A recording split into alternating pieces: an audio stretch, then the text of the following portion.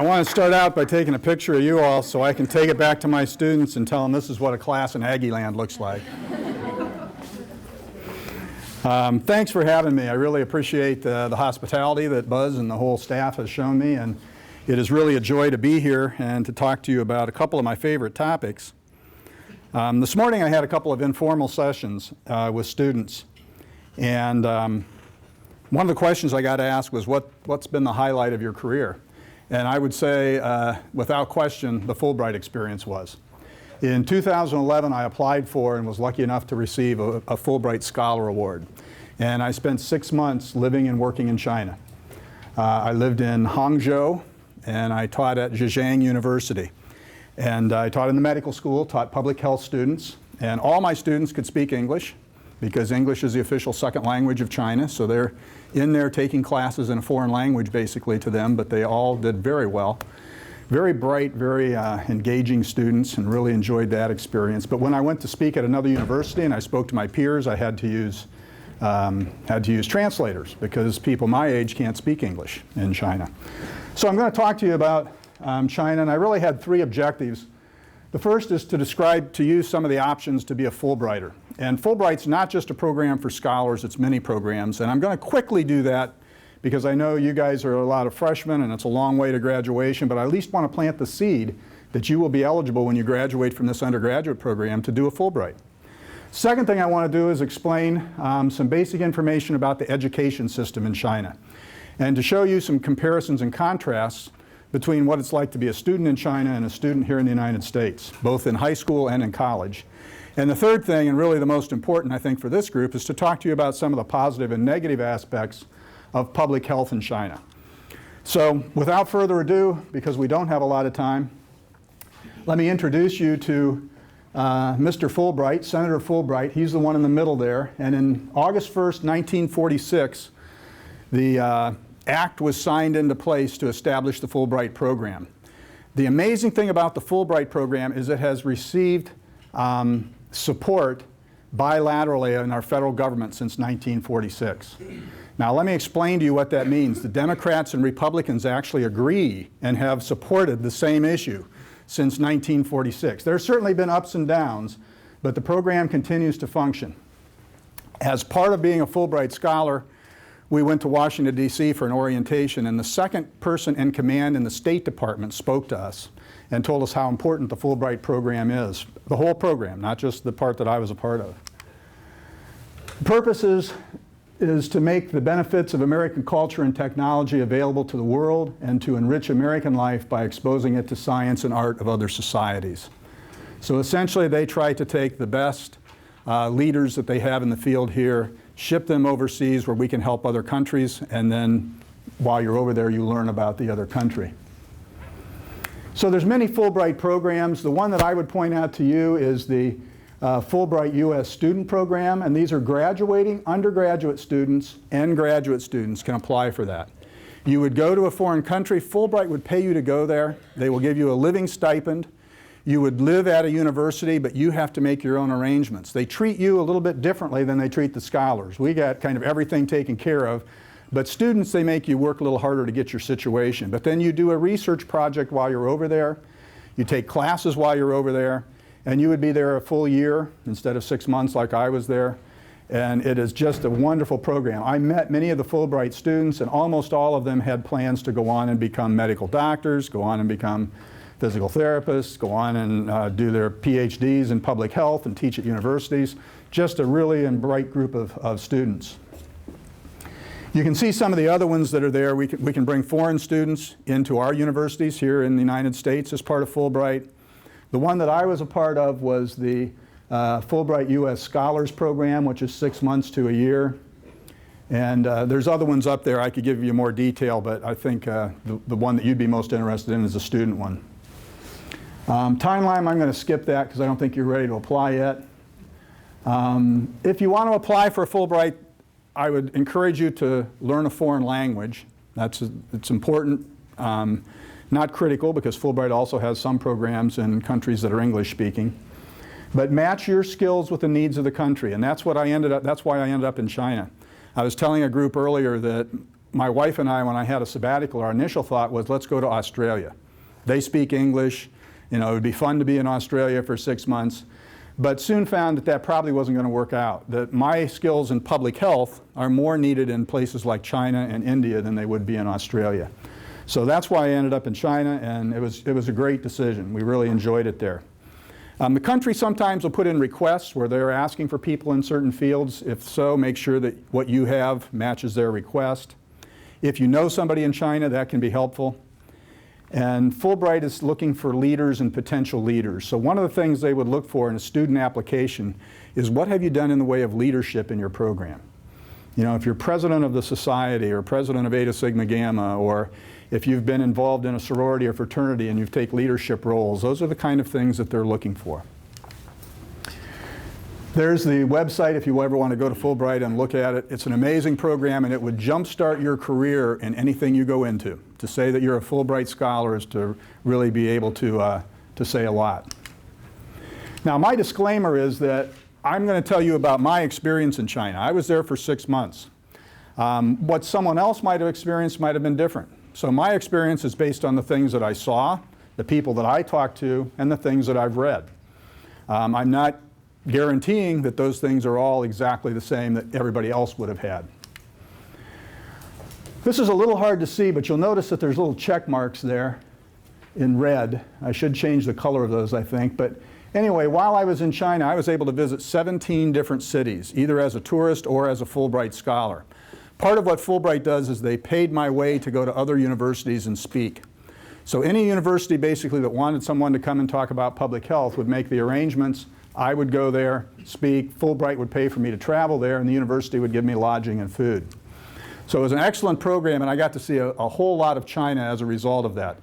I traveled by bus, by plane, by train, even petacycle at one point. So there's lots of different ways to travel. Everybody usually wants to know, well, what was your living conditions like? This is the apartment that we lived in China. It's called the Foreign Expert Building. And there were people in there from all around the world that were visiting China as scholars or as instructors. It was very manageable. You know, it wasn't like a high-class hotel here in the United States, but it had hardwood floors and it had plaster on the walls, some of which was cracking, and the heat system and the air conditioning was kind of so-so, but it was very livable. It wasn't anything that we couldn't do. It was a gated community, although it didn't need to be. Crime is extremely low in China. There's not a lot of problems with crime. This is the street across from my compound where I lived, and I just put it in to show you all of these little shops along here. They're repeated about every third or fourth block because there's so many people live in high-rise apartments, I'll show you later, that they come down and basically they shop within about a 3 or 4 block area. So you need every shop, every convenience within that area. In that little strip there, there's a metal fabrication shop. There's a shop that sells nothing but nuts. There's a shop that is does your laundry for you, that you know, will wash, dry, iron, and so forth. And in fact, that's where they hang out the clothes after they've done it. There is a bakery in there. There's a coffee shop in there. There's a fruit stand in there, and there is a Muslim restaurant in there. All within that one little block that you see there. This is a shoe repair guy that had his shop set up out in front of our place every day, just had an umbrella over his head. He had an old sewing machine there that had a kick pedal that he used. And people would come in, sit down in a chair, take off their shoes, he'd repair them. Off you'd go in about 15, 20 minutes or so. To have a whole new pair of soles put on shoes was about the equivalent of $3 or so in US money. So this is where I was Zhejiang University, and I taught in the public health education section. And this is a picture of the university. It looks very modern. And this was actually the view out of my office window. And this here little thing, I kept asking people what it was, and people said, I don't know. I don't know what that is. What is that building? Finally found out that's the anatomy and physiology laboratory. That's where they do all the dissection, and they have the cadavers and so forth. So it looks kind of to me like an ovary, or my wife called it a cocoon, so I think it's very, very appropriate. One thing I'll show you is this was one of the sunniest days that we were there, and you kind of see how hazy it is off in the future. I'll come back and talk about that in a little bit. These are some more pictures of the university, very modern. This is because they moved the university. Now this is something that's unheard of here, but they had a university that was close to the downtown section of the city, and the land was very valuable, so they just simply built a whole new university out on the edge of town and moved the entire university. So they built like 20 buildings at one time, and the whole university opened up at the same time, brand new university, and they've done that in many of the cities that we went to. These are all pictures of the university. My office was on the 11th floor of that building.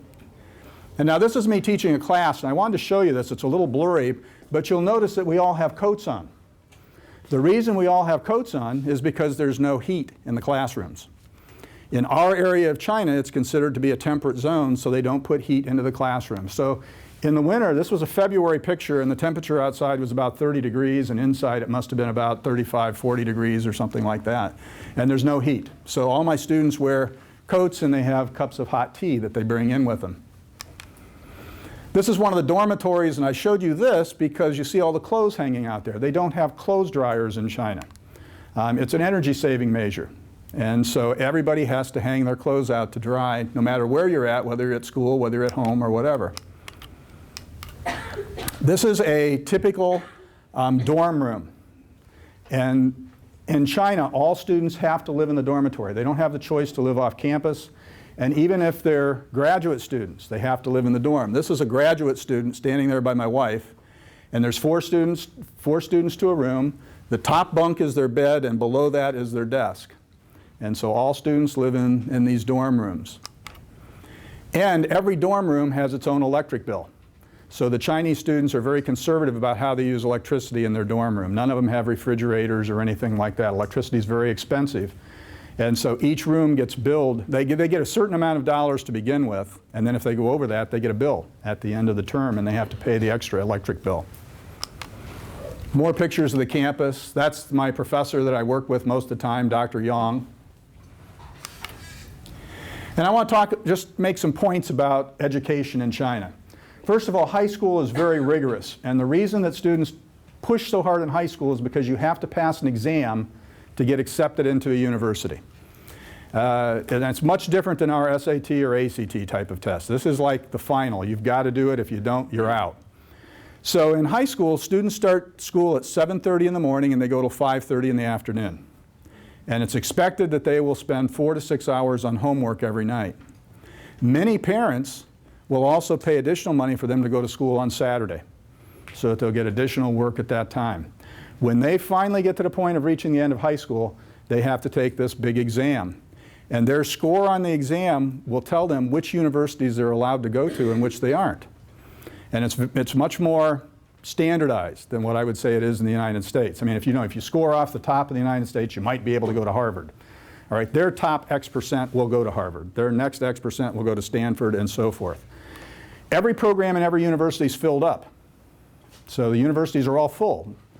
So if you go to a university and you've been assigned engineering, and you get there and you say, I want to switch to medicine, you can't switch unless there's a spot that opens up in medicine. There's only two ways that'll happen. One is if you find somebody in medicine that wants engineering and you switch, or the other is if somebody in medicine drops out and there's an open spot, which almost never happens. So basically, you're kind of locked in when you get there. You can't jump back and forth between different majors, as you can here. College at the undergrad and graduate level, I think, is a little less rigorous. At the undergraduate level, I had very, very bright students. They were the best of the best. They had been through that whole high school bit, and they'd tested out and got really good grades and so forth. So I had really, really strong undergraduate students. But really, they don't fail any student. So even if a student didn't come to my class and didn't turn in projects, in all probability, they would get a C. And at the end of the semester, I assigned 4 Fs. And my grad student said, well, Dr. Cottrell, she said, you assigned 4 Fs. And I said, yeah, they didn't come to class, they didn't turn in papers, I don't know what else to give them. And she said, well, you can give them an F, but the university will probably change that grade. I said, really? She said, yeah. So I asked my professor friend, I said, well, how do they do that? How do they justify giving a student a C when they earned an F? And she said, he said, if they get a C, they probably won't be able to get a job after they graduate from college. That it's only the top level students, for the most part, that are able to graduate and find a job. So they'll graduate, they'll get a degree, but they won't probably be able to get a job with that degree if they're getting a C in the class. The other thing is that they'll change the grades to make it an even distribution. So if I gave too many A's, they might take some of the bottom A's and move them down to B's. If I gave too many C's, they might take the top C's and move them up to B's. So even though a professor puts a grade in for you, you never know exactly if that's the grade the professor gave you or not. And so students never complain about grades, or very seldom complain about grades. Professors, they're not questioned over there. Talking to a group of students in China, I could ask a question, I would not see one hand go up or nobody respond. They're used to being lectured to and not getting into or engaging in any kind of discussion at all. Very different than here. There's little mentoring of graduate students over there. The graduate students would say that they would turn in a paper, and instead of getting it back with a lot of red marks and suggestions on how to improve it, the professor would say, redo. Redo your paper. This isn't good enough. Redo it, but not any feedback on what they need to do differently. So a lot of times the students would be frustrated by that, as you might imagine. I was required in my class to give a final exam, and the final exam had to count 70% of the grade. There was no question about it. When I was putting together my syllabus, that was a requirement at the university. When I developed my final exam, I had to turn it into the university for review. They actually copied it and made it into a booklet, and then on the day of the exam, a proctor brought the exam to my classroom and helped distribute it and hand it out and make sure that I collected it, and then I was allowed to grade it at that point. But there's no room for questioning. You have to give exams.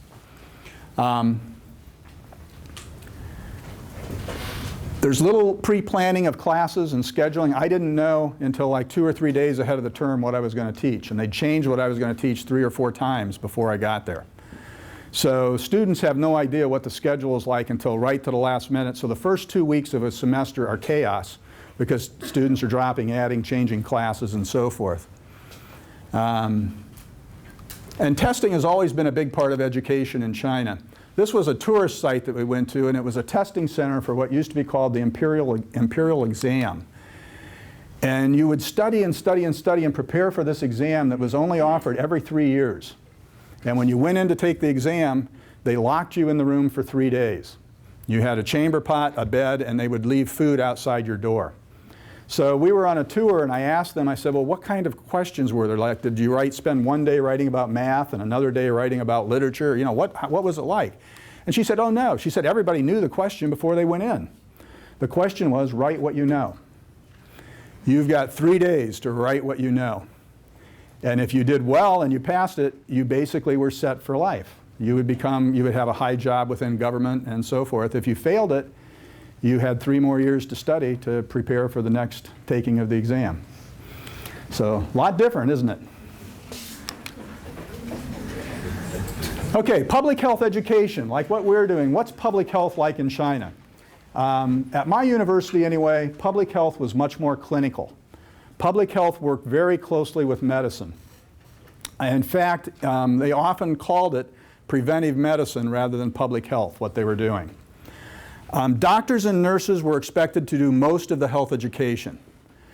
And they did very little health education, actually. They are so bombarded with people that need treatment that they don't have time to do a lot of health education.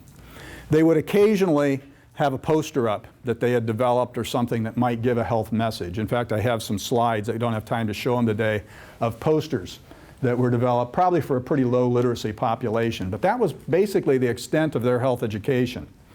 There are some health education agencies and associations in China, but they tend to be primarily for obtaining resources. They don't really provide services as much as they do obtain resources. One of the ones that I went to in Beijing was really proud because they had received money from Procter & Gamble in the United States. And they were using that money for distribution to some populations that needed basically products like toothpaste and soap and so forth. And prevention is not a major concept in China. My graduate students in public health weren't aware of mammographies and didn't know what they were. One of my graduate students, the first time she saw a doctor was when she had to have a physical before she went to the university. So she hadn't been to a doctor for any kind of preventive care. There's very little preventive dental treatment, and a lot of Chinese have very severe dental problems. A lot of dental issues over there. My students, preventive measure, never really washed their hands before eating. They made fun of us because we used hand sanitizer all the time. And they said that's why Americans are so weak and get sick all the time, is because they're always using things like hand sanitizer. But they never did that, and very few people in China do that. There's no soap or water, no soap or paper towels in hardly any of the bathrooms. Okay, so we'd call it splash and dash. You go in and kind of rinse your hands under the water and shake them off, and then you're out of there. I taught at a medical school, okay, a medical school. The bathroom right down the hall from me, no soap, no paper towels. This is my graduate student. She was assigned to me when I arrived there. She was told to do whatever I needed to have done for the next 6 months, and that was her graduate assignment. And she was outstanding. She was super. She went with me and translated when I needed her at other presentations. Within the first weekend, she had me a bus pass, a computer card. She had me a cafeteria card. She was just outstanding. And I said student, translator, friend, and then at the end she started calling me Dad. So we still correspond, and she says, now I expect you to be here for my wedding. So the public health in China, the good, the bad, and the ugly. There are many, many good things about public health in China, and one of them is their promotion of contraception. As you know, they have a policy called the one-child policy, which basically is designed to reduce the population. Now, they just recently made a slight modification to that, and that is that if both the husband and the wife came from one-child families, and then they get married, they're allowed to have 2 children. But everybody else, if either the husband or the wife came from a family that has more than 1 child, then they're only allowed to have 1 child still. And a lot of the Chinese would like to have more. That's a whole other area I could go into, because there's a lot of ramifications of that policy. But the positive side effect is that they really promote contraception. This is a display that I found in most of the hotel rooms that we were in while we were in China. You walk into the hotel room, and right there between the beds usually is a series of condoms. And you're encouraged to use those. They're very out in the open about contraception and encouraging people to use them. This is a busy street in China, and right there is an example of a condom distribution machine. You walk up, put your coin in, and a condom comes popping out. They're not hard to get, they're easy to access, and you're encouraged to access them. Very positive. Another positive in China is that they do a lot to try to reduce sun exposure. This is a sunny day there. Look at the clouds and the shadows that you see here, and yet the woman has an umbrella. Umbrellas are used on sunny days as much as they are on rainy days in China. Beauty in China is fair skin. The whiter, the lighter the skin, the more beautiful a woman is supposedly. And so we would literally see girls on campus riding their bicycle with their umbrella, keeping their umbrella over them to make sure that their skin stayed nice and fair. Partly because they have darker skin, and partly because they're so careful, skin cancer rates are pretty low in China. Fruits and vegetables. China has amazing fruits and vegetables. More varieties than we've ever seen here. We tried a lot of new fruits and vegetables that we've never been able to eat before. The only thing we have to be careful about as Americans is that often they're washed in water, and the water may not be pure, may be tainted, and we would get sick. So we could never eat anything raw or fresh. It always had to be cooked, or we had to soak it in a product called FIT, which is a Procter & Gamble product. You can get it at most grocery stores. But if you soak it for 5 minutes in FIT, it takes off any pathogens that might be on the outside of the fruits and vegetables, and then we could eat it. So in our apartment, we could go out to a fruit market, buy fruit, bring it in, soak it, and eat it. But out at a restaurant, we would never eat anything raw. People are always asked, well, did you ever get sick in China? And we got sick one time, and it was the first night that we were in our apartment. And what happened was we got there late, and we thought, we're going to just go grab a quick bite, and we went to a Subway. And we think, Subway, safe, America, right? So we piled vegetables on top of our Subway sandwiches. We both had diarrhea for about the next 24 hours. So we got some bug, I don't know what it was, but that's the only time we ever got sick in China, but we were very careful. We didn't eat things out on the street unless they were cooked. But fruits and vegetables, now their vegetable stands are different from their fruit stands. This is just vegetables here. The fruit market would be a totally different building and a different business. And you can see some of the different things. Just look at the size of that squash that they have there.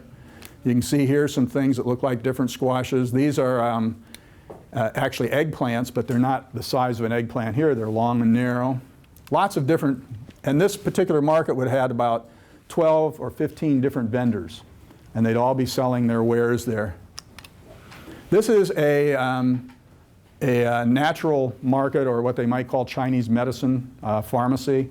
And you would go in there and explain to the owner of this what your symptoms were, and then they would mix together various herbs and spices and so forth and give it to you in a little bag to take home and drink or apply to your skin or whatever. And this was very common throughout Hangzhou. The Chinese are amazing at energy conservation. They are better at recycling than we've ever even thought to be. Everything that you can imagine they recycle. This truck here is filled with styrofoam. Nothing but styrofoam, and it's stacked up like you can see there.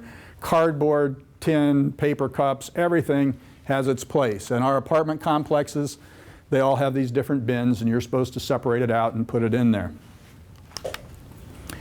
This is the clothes dryer. That's my wife, Karen, and she's hanging out our clothes. And all of them have these little awnings over the windows, and then underneath the awning is a rod, and you can see here she puts it on a hanger, and then she hooks the hanger on that, and then holds the hanger out the window and hooks it up. And that's how we dried our clothes for 6 months. No clothes dryers. Even if you go into an appliance store, there's no clothes dryers to buy there. It's amazing energy conservation, because think of how much energy it would take to run clothes dryers for that many people. Massage is also wonderful there, and it's very inexpensive. This was a massage parlor that was on our street, and it was operated by a several people that were blind. It was called Blind Massage. And you go in and lay down, and they'll give you a massage for an hour, and the cost for this was $7 US for an hour massage. Now there's other places that you can go to that are more elaborate and that are very, very elegant, and even those, if you went to the nicest place, it might cost you $25 US at the most for an hour massage. Really, really enjoyable. And that's Bill Potts Datema right there, who's from CDC. He came over to visit us while we were there. Now, that's the good part of public health in China. Now there's some parts that are a little less good, and one of them is the drinking water. Everywhere that we went in China, we were cautioned not to drink the water. So we always had bottled water. Even when we went to the nicest hotels in Shanghai and Beijing, as soon as we checked in, they would either give us water at the desk, or by the time we got to our room, they would already have bottled water there. They have not got the infrastructure, the public health infrastructure, to produce water and to purify it the way that we do in the United States. So throughout the country, we had to be very careful about what we drank. Even to the point that if we were drinking like pop, we had to be careful that they didn't put ice in it, because the ice could be made with water that was tainted. Pollution. China is known for its pollution. I'm sure probably many of you have already heard about it. We were there for 6 days, and this is literally one of the clearest days that we were there. Where we lived in Hangzhou, we could hike up Baju Hill, which was right behind us, and this was a view of the lake that's really famous in, no, this is the river, I'm sorry, this is the river. But anyway, look at how foggy and hazy that looks. That's a clear day. Most of the time, it looked like it was always cloudy. I'd say maybe 5 days out of 6 months, we saw clear blue sky in Hangzhou. The rest of the time, this would have been the clearest. And it didn't bother me, but it really bothered my wife's eyes. She kept having to use eye drops to purify her eyes because they would burn during the day. Sometimes there'd even be a yellow haze over top the city, and I'm not sure what that was, but I'm sure it wasn't good. As you know, I don't know if you know it or not, but when the Beijing Olympics, when our athletes went over there, they closed down all industry for 2 weeks ahead of the Olympics to try to clear the air out a little bit so that it wouldn't affect the athletes so badly. So their pollution is much, much worse than our pollution. They don't have any laws, rules, or regulations regarding scrubbers and smokestacks. Coal is the main means of energy production. Most of the coal plants are to the west of the big cities, so as soon as it creates the pollution, it just sweeps over the big cities. Cars don't have any kind of pollution control on them, and there's thousands and thousands of cars for that many people. It's a real problem that they're going to have to deal with at some point in time. Smoking is another huge issue. In China, depending on where you're at in the country, about 38 to something like 45% of the population smoke. There's very little restrictions on smoking. While we were there, April 2011, they finally passed laws about indoor smoking, and they posted signs, but no one really followed the rules. So people were still smoking even though they weren't allowed to smoke. I put this in just because I thought it was interesting. You can see that there's a no smoking sign there. This was a very nice hotel in a city that we were at, and and smoking is allowed within the hotel everywhere except in the bathrooms, because they didn't want people throwing butts of cigarettes in the toilets. So this is the only place that it was non-smoking in the whole place was the bathroom. Sanitation is a problem in China. This is a typical squat toilet, and that's not the problem, although about probably 70 to 80% of the toilets in China are squat like this. But the issue is really the plumbing in these things.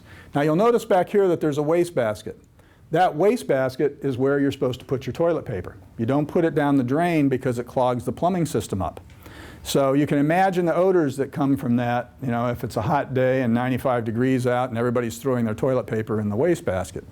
The other thing is that most bathrooms really don't have toilet paper. This is one of the nicer ones, and it has a toilet dispenser or toilet paper dispenser on the outside. But most people buy toilet paper in little packages, and you carry it with you in your pocket instead of having it in the bathroom when you go in. And this is really one of the nicer, cleaner ones. This is more typical of what we often saw, particularly when we were traveling, in terms of toilet facilities. Obviously not very clean. I mentioned that there's never any soap or paper towels. Well, this was one that had both a towel and a bar of soap. So that was really one of the better ones that we saw while we were there.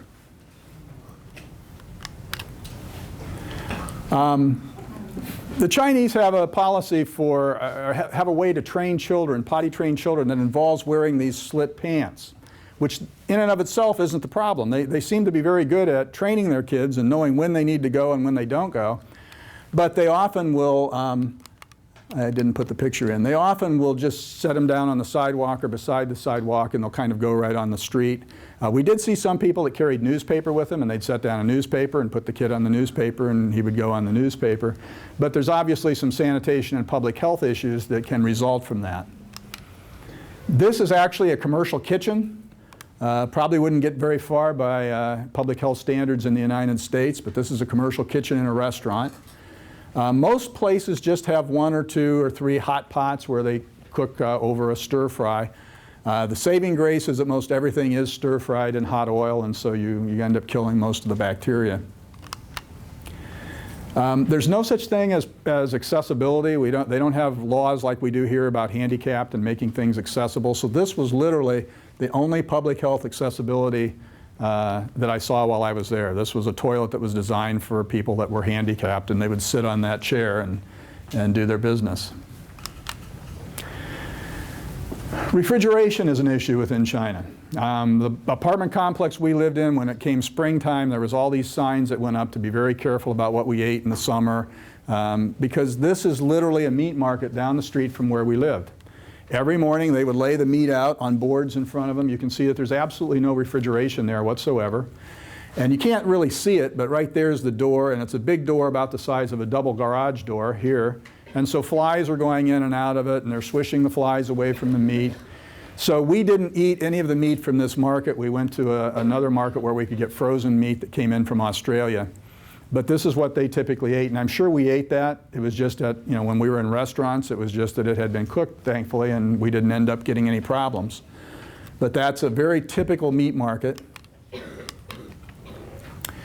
People always kind of ask us about spiritual health in China. You know, we hear that it's communistic. Does that mean they don't have any religion? And the answer to that is no. The Chinese people many of them are very spiritual. The official stance of the Chinese government is that there's freedom of religion, but there's not freedom of worship. They control how you worship, where you worship. All of these churches are condoned by the government, and they're promoted by the government. The people that work there are hired by the government. This was a Catholic church. There are Catholic churches in China, but they're not recognized by the Vatican because the Vatican isn't allowed to identify or name the people who are working there. The people who are the priests and the higher-ups have to be identified by the Chinese government and named by the government. So it's not an official entity. This is a Christian church. We went to this a couple of times. Very, very friendly people. The services are very similar to the services that you might see here in the United States. This was a Mormon church that we went to a few times. The Mormons are there. They're allowed to have churches as well. They're not allowed to bring Chinese citizens into their church. You have to have a passport to be allowed to go into the Mormon church.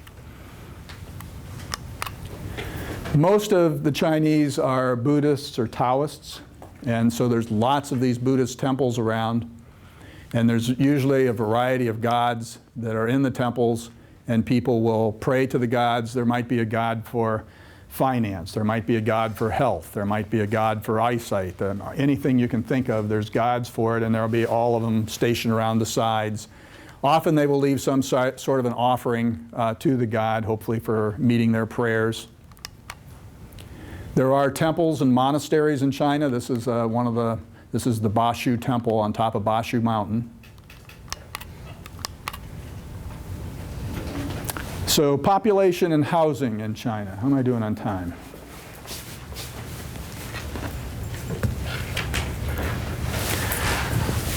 Population is huge in China. There's over 150 cities that have more than 1 million people.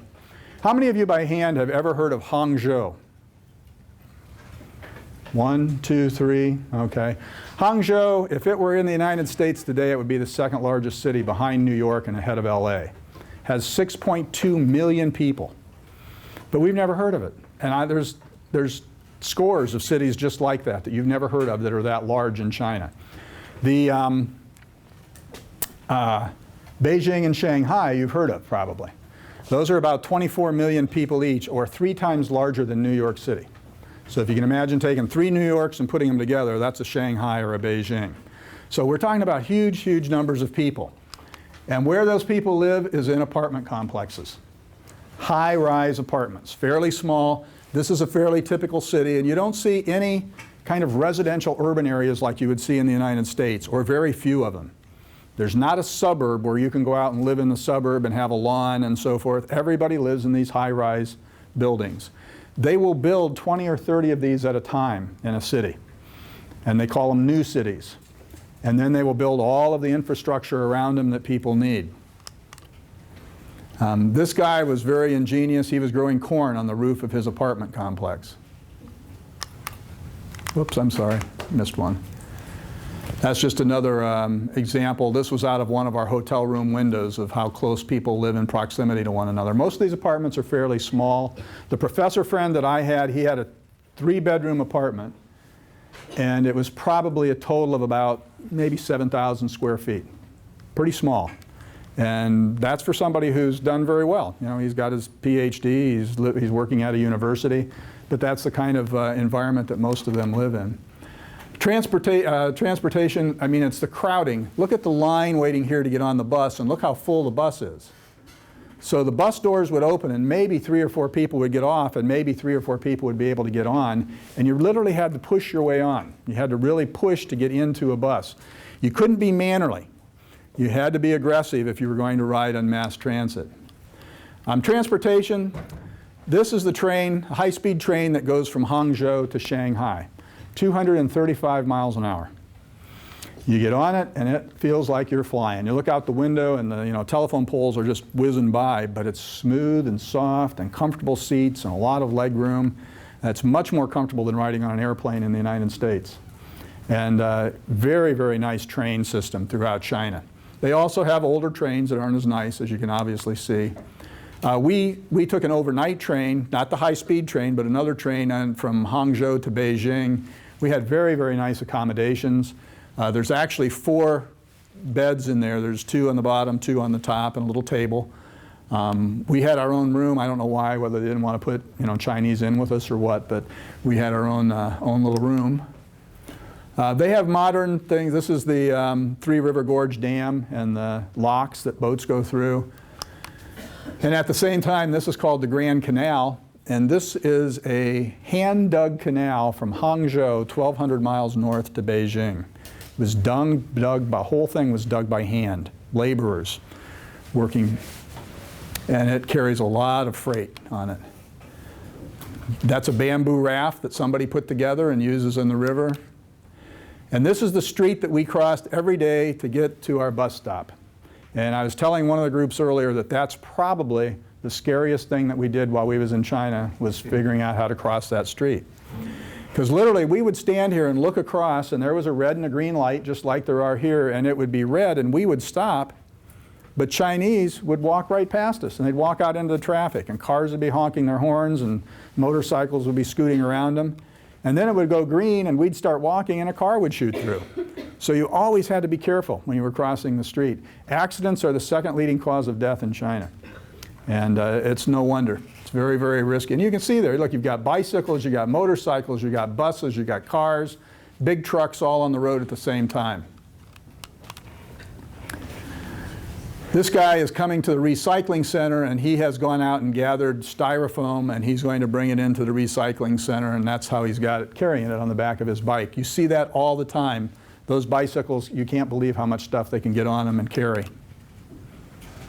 Also, there's taxis in some cities that are the three-wheel bicycles. You just climb in the back and tell them where you want to go, and they'll take you there.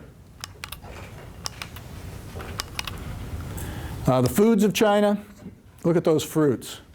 Amazing fresh fruits that they had, just wonderful. This would be one of the formal dinners. This would be one of the smaller ones, actually. About 10 people would sit around that. But always when I went to one of these banquets, they were round tables, and some of the tables would seat 20 people. I mean, they're that big. And in the middle, they always have a lazy Susan, and they bring in a few dishes at a time. You have your chopsticks, and in front of you, you have a pretty small plate. This white plate that this teacup's on would be your plate. So you reach out with your chopsticks and you pull some food back and put it on your plate, and then you eat it, and the lazy Susan goes by and the next dish comes and you take a little bit and you eat it. And at some of these dinners that we were at, they would have 30, 35, 40 different dishes that we could try. There's not a lot of any one, so you don't fill up on it, but you get a few bites of everything and you get to try amazingly different foods. The Chinese food is nothing like Chinese restaurants here in the United States. Nothing at all.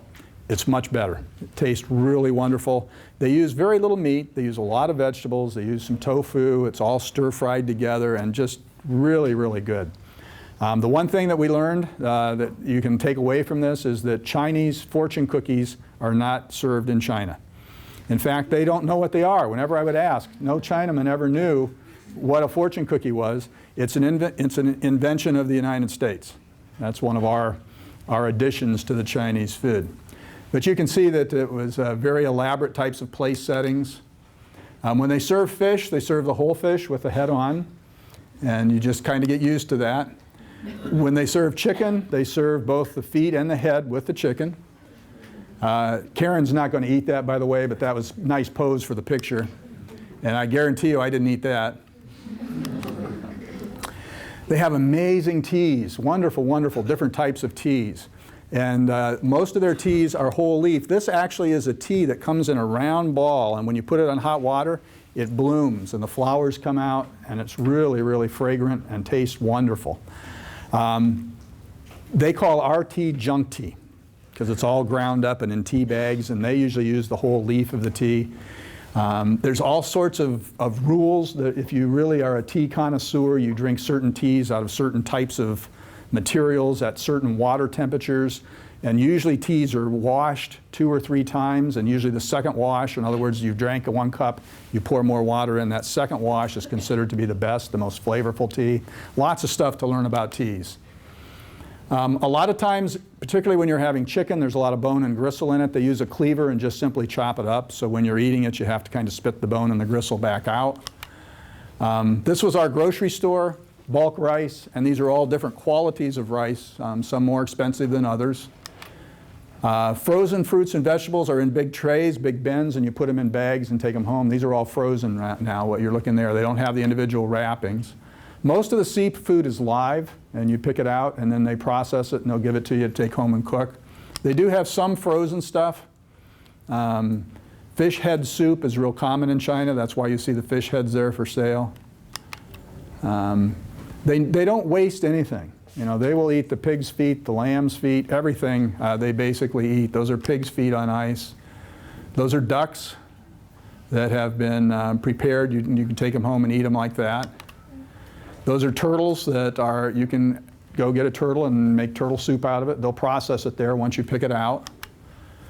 Those are steam buns. They're basically round white dough. Some of them have some filling in them, some of them don't. You know, from our perspective as Americans, they were kind of a little bit tasteless, but they love them, and they eat them all the time. You'll see them eat them for breakfast. This was a fig market, all different kinds of figs. Those are sheep hooves, and they'll buy those, and they've got like a sesame seed or some kind of a seed that's on the outside, and they'll eat and chew and gnaw on that to get off what meat they can. Lots of little places will set up little stir-fry stands where they'll make a whole pot of stir-fry and then sell it out of their storefront. These guys are sitting at tables eating from that stir-fry that was being made right up there. Ducks, they're waiting to be processed. If you order a duck, it's live when you get it, and then they'll process it. And same thing with chickens. This lady's selling rice and beans on the street. She's a street vendor. These are little birds, and it's a snack food that we saw at several festivals that we went to. And they simply gnaw on it and chew on it and kind of get as much meat as they can off of these little birds. They're about the size, I would say, of a robin or a sparrow, or not a sparrow, a robin or a starling or something like that. That's my son eating one of their favorites. It's called stinky tofu. And it's these little squares of tofu that are deep fried. And when you're walking down the street, you will smell it blocks away. It is really odoriferous.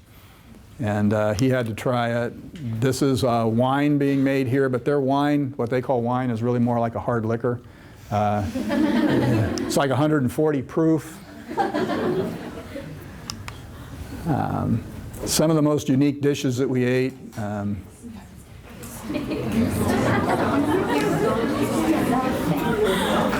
We didn't mean to eat the dog. We were supposed to be told, you know, when it came out, but they forgot to tell us, so we ended up eating dog. And then we also ate pickled donkey skin. We didn't know what that was till after we ate it. I'll show you this slide and then I'll stop. These are called urine eggs. They're not eaten throughout China, but in a couple of small regions in China, they use these in the springtime, and supposedly if you eat them, they keep you healthy and cool throughout the summer. And what they do is they collect little boys' urines.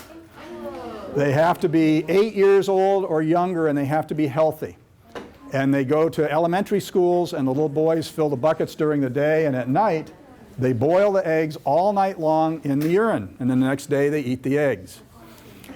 And the thing about it is that I checked with the doctors at the medical school, and they said there's really nothing harmful about it, because if you think about it, if you boil something all night long, you're going to kill anything that's in it, any pathogens.